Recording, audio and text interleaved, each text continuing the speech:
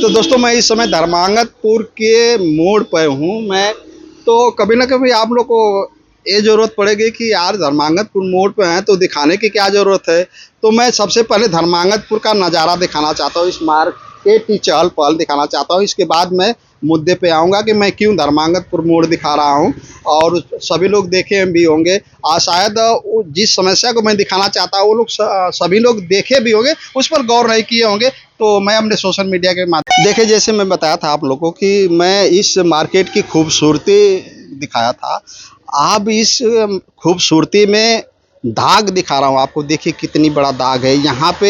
देखिए दुकानें हैं, दुकानें पे अक्सर लोग आया जाया करते हैं। मान ले भाई जब कोई गाड़ी यहाँ पे गिरी तो काफ़ी नीचे हो जाए, गिर जाएगी। दूसरी चीज़ कि ये स्टेट हाईवे है, बिल्कुल स्टेट हाईवे की बगल की कहानी है ये।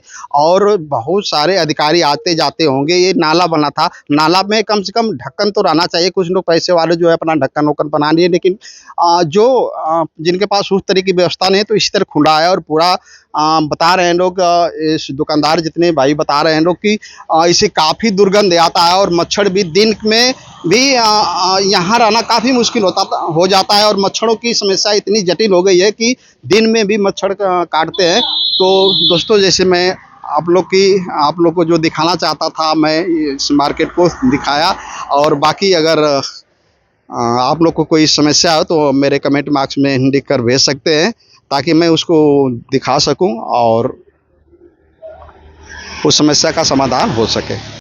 तो देखिए मैं ग्राहक सेवा केंद्र पे आया हूँ। ग्राहक सेवा केंद्र पे हमेशा 150 लोग बताया ना कि इस समय तो भीड़ कम है, लेकिन यहाँ पे 150 लोग बराबर आया जाया करते हैं। उनके लिए कोई रास्ता नहीं है। देखिए एक पटरा लगाया गया है, उसके माध्यम से लोग आते हैं। बुजुर्गों के लिए काफ़ी दिक्कत का सामना करना पड़ता है, क्योंकि यहाँ पे जब वो पैसा लेने आते हैं तो उसी तरह पटरे की सहायता से आते हैं। जो इतना खाल है मैं दिखा रहा हूँ। देखिए स्टेट हाईवे की कहानी है। स्टेट हाईवे के बगल में जो मनेठी मार्केट है, मैं बताया था आप लोग को कितना खूबसूरत मनेठी मार्केट है, और बहुत ही रौनक रहती है शाम को। लेकिन इस रौनक में काला धब्बा की तरह ये आपको दिखा रहा हूँ।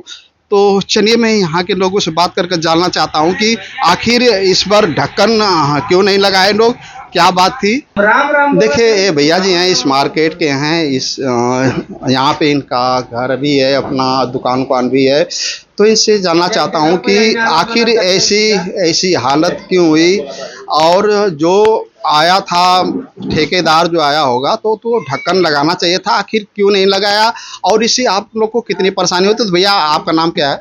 मेरा नाम सुनील यादव है। मैं स्थानीय करीब कुछ दूरी पे मैं रहता हूँ। यहाँ मतलब कि पैसा उतारने के लिए ग्राहक सेवा केंद्र पर बहुत सारे लोग आते हैं, और यहाँ असुविधा ये होती है कि किनारे नाला बनने की वजह से मिट्टी इधर साइड हो गई है। बाइक कोई नहीं खड़ा कर पाता है, बाइक उस साइड खड़ा करनी पड़ती है। एक बार बाइक खड़ा करने में बाइक गिर जाती है, एक्सीडेंट भी हो गया था एक बार।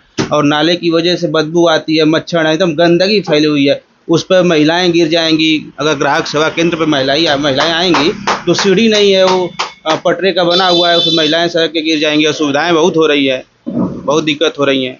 हाँ, तो इसीलिए तो मैं देखा हूँ, सुविधा के लिए ही मैं देखा हूँ। तो सर मैं आपसे ये जानना चाहता हूँ कि ये जब बन रहा था तो यहाँ पे ढक्कन लगाया, क्या आश्वासन दिया कि चला गया, क्या आश्वासन तो दिया गया था कि खूब सुंदर नाला बन जाएगा, मिट्टी पड़ जाएगी, खूब अच्छा ढक्कन लग जाएगा, सीढ़ियाँ बन जाएंगी, लेकिन कुछ नहीं हुआ। आज इतना असुविधाएं हो गई कि इसकी वजह से बजा रही हैं नालियाँ भी। तो बरसात, कुछ हल्की हल्की बारिश हुई है, ज़्यादा बरसात हो जाएगी तो नाली ओवर होकर पानी ऊपर चढ़ जाता है।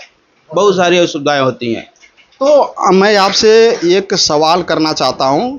अगर इस तरह की दुर्व्यवस्थाएं हैं तो आप अगर दोषी अगर देना चाहेंगे तो कई ऑप्शनल मैं दे रहा हूँ। उत्तर प्रदेश सरकार, और हमारे जनप्रतिनिधि, और नौकरशाह, तीनों में आप किसको दोषी ठहराएंगे। तीनों में मैं तीनों को दोषी ठहराऊंगा, क्योंकि यहाँ के अधिकारियों को और जो यहाँ से चुन के गए हैं प्रतिनिधि लोग, उनको ध्यान देना चाहिए कि जनता को क्या असुविधा हो रही है। अधिकारी को जाके देना चाहिए कि देखिए यहाँ ढक्कन